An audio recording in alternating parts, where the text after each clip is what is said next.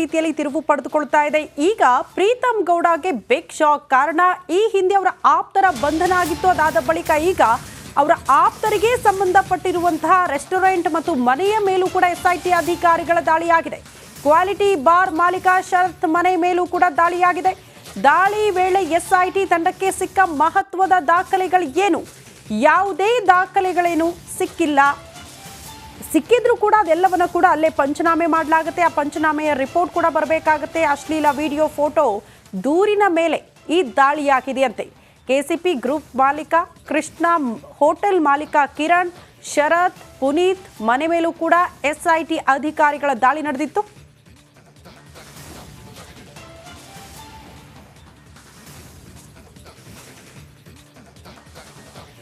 ಈ ಬಗ್ಗೆ ಮತ್ತಷ್ಟು ಡೀಟೇಲ್ಸ್ ಅನ್ನ ಕೊಡ್ತಾ ಹೋಗ್ತಾರೆ ನಮ್ಮ ಪ್ರತಿನಿಧಿ ಖುಷ್ವಂತ್. ನೇರ ಸಂಪರ್ಕದಲ್ಲಿ ಜಾಯಿನ್ ಆಗ್ತಿದ್ದಾರೆ. ಖುಷ್ವಂತ್, ಪ್ರೀತಮ್ ಗೌಡ ಆಪ್ತರಿಗೆ ಬಿಗ್ ಶಾಕ್ ಎದುರಾಗಿತ್ತು. ಈ ಹಿಂದೆ ಇಬ್ಬರ ಬಂಧನ ಆಗಿತ್ತು. ಬಟ್ ಇದಾದ ಬಳಿಕ ನಿನ್ನೆ ದಾಳಿ ಯಾವ ರೀತಿ ಆಯಿತು?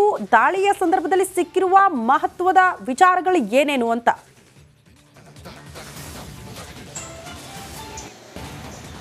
ಶ್ರುತಿ, ಈಗಾಗಲೇ ಪೆನ್ಡ್ರೈವ್ ವೈರಲ್ ಪ್ರಕರಣ ಪಟ್ಟಂತೆ ಲಿಖಿತ್ ಹಾಗೂ ಚೇತನ್ ಎಂಬ ಇಬ್ಬರು ಯುವಕರನ್ನು ಬಂಧಿಸಲಾಗಿತ್ತು. ಇವರು ಪ್ರೀತಮ್ ಗೌಡ ಆಪ್ತ ವಲಯದಲ್ಲಿ ಕಾಣಿಸಿಕೊಂಡಿದ್ದವರು. ಇದರ ಜೊತೆಗೆ ನಿನ್ನೆ ಹಾಸನದ ಕ್ವಾಲಿಟಿ ಬಾರ್ ಶರತ್ ಅವರ ನಿವಾಸ ಮತ್ತು ಹಾಗೆ ಕೆಸಿಪಿ ಗ್ರೂಪ್ನ ಮಾಲೀಕರಾದಂತಹ ಕೃಷ್ಣ, ಹೋಟೆಲ್ ಮಾಲೀಕರಾದಂತಹ ಕಿರಣ್ ಮತ್ತು ವಲ್ಬಾಯ್ ರೋಡ್ ಪುನಿ ಇವರ ಮನೆ ಮೇಲೆ ದಾಳಿಯಾಗಿತ್ತು. ಇವರೆಲ್ಲರೂ ಕೂಡ ಪ್ರೀತಮ್ ಗೌಡ ಆಪ್ತರು ಅನ್ನುವಂಥದ್ದು ಎಲ್ಲರಿಗೂ ಗೊತ್ತಿರುವಂಥ ವಿಚಾರ. ಆದರೆ ಮುಖ್ಯವಾಗಿ SIT ದಾಳಿ ಮಾಡಲಿಕ್ಕೆ ಕಾರಣ ಏನು, ಪೆನ್ಡ್ರೈವ್ ವೈರಲ್ ಪ್ರಕರಣ ಇತ್ತು. ಆ ಪೆನ್ಡ್ರೈವಲ್ಲಿರುವ ವಿಡಿಯೋಗಳು ಮತ್ತು ಫೋಟೋಗಳನ್ನು ಮಾರ್ಕ್ ಮಾಡಿ ಪ್ರಜ್ವಲ್ ರೇವಣ್ಣಗೆ ಸಂಬಂಧಿಸಿದ್ದು ಎನ್ನಲಾದ ವಿಡಿಯೋಗಳನ್ನು ಮಾರ್ಕ್ ಮಾಡಿ ಚುನಾವಣೆಗೆ ಮುನ್ನ ಹರಿಬಿಟ್ಟಿದ್ದಾರೆ ಅನ್ನುವಂತಹ ಒಂದು ಆರೋಪ ಏನು ದೂರು ಕೊಟ್ಟಿದ್ರು JDSನವರು. ನಡಿ ಈಗ ಶುರು ಮಾಡೋಣ.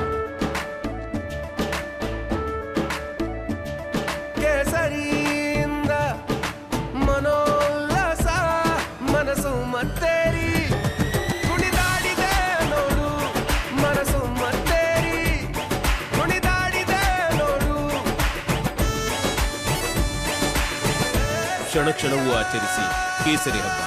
ವಿಮಲ್ ಬಾಯಲ್ಲಿ ಹೇಳಿ ಕೇಸರಿ. ಆ ದೂರಿನ ಹಿನ್ನೆಲೆಯಲ್ಲಿ ನಿನ್ನೆ ಕೂಡ ಆ ದಾಳಿ ನಡೆದಿತ್ತು. ಆ ದಾಳಿಗೆ ಕಾರಣ ಅದೇ ಆಗಿದೆ. ಆದರೆ ನಿನ್ನೆ SIT ತಂಡ ದಾಳಿ ಮಾಡಿದ. ಓಕೆ ಖುಷ್ವಂತ, ಧನ್ಯವಾದಗಳು ತಮ್ಮೆಲ್ಲ ಮಾಹಿತಿಗೆ.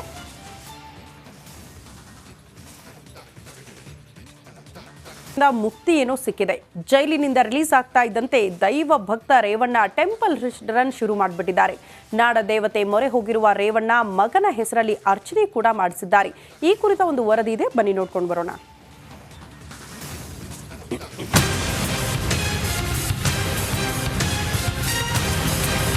HD ರೇವಣ್ಣ ಕಾಲೆಡೋಕು ಕಾಲ ನೋಡುವ ಮನುಷ್ಯ.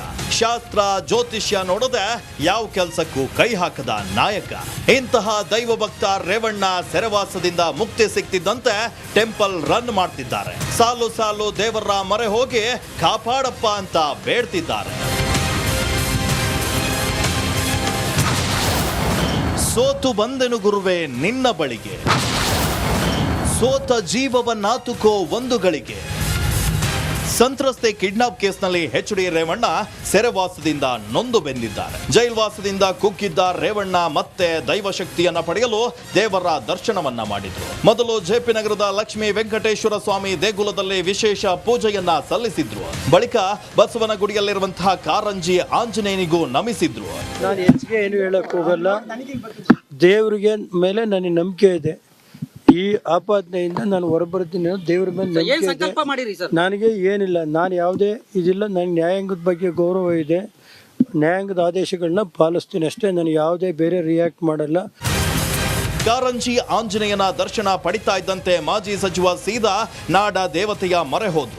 ಮೈಸೂರಿನ ಚಾಮುಂಡಿ ಬೆಟ್ಟಕ್ಕೆ ಭೇಟಿ ನೀಡಿ ಗರ್ಭಗುಡಿಯಲ್ಲಿ ವಿಶೇಷ ಪೂಜೆಯನ್ನ ಸಲ್ಲಿಸಿದ್ರು. ಪುತ್ರ ಪ್ರಜ್ವಲ್ ರೇವಣ್ಣ ಹೆಸರಲ್ಲೇ ಅರ್ಚನೆಯನ್ನ ಮಾಡಿಸಿ ಬಳಿಕ ದೇವಾಲಯದಲ್ಲಿ 10 ನಿಮಿಷ ಏಕಾಂಗಿಯಾಗಿ ಕುಳಿತು ಪ್ರಾರ್ಥಿಸಿದ್ರು. ಚಾಮುಂಡಿ ದೇವತೆಯ ದರ್ಶನ ಪಡೆದ ಬಳಿಕ ಮಾತನಾಡಿದ ರೇವಣ್ಣ, ನನ್ನ ವಿರುದ್ಧ ಉದ್ದೇಶ ಪೂರ್ವಕವಾಗಿ ಷಡ್ಯಂತ್ರವನ್ನ ಮಾಡ್ತಾ ಇದ್ದಾರೆ. ಎಲ್ಲವನ್ನ ತಾಯಿ ಚಾಮುಂಡೇಶ್ವರಿಗೆ ಬಿಟ್ಟಿದ್ದೇನೆ ಅಂತ ಹೇಳಿದ್ರು. ನಾನು ಸುಮಾರು 40 ವರ್ಷಗಳ ಕಾಲ ರಾಜಕೀಯದಲ್ಲಿದ್ದೀನಿ. ನನ್ನ ಜೀವನದಲ್ಲಿ ಇದೇ ಫಸ್ಟ್ ನನ್ನ ಕೇಸ್ ಇರೋದು. ನ್ಯಾಯಾಂಗದಲ್ಲಿ ನಾನು ಇವತ್ತು ನಂಬಿಕೆ ಇದೆ.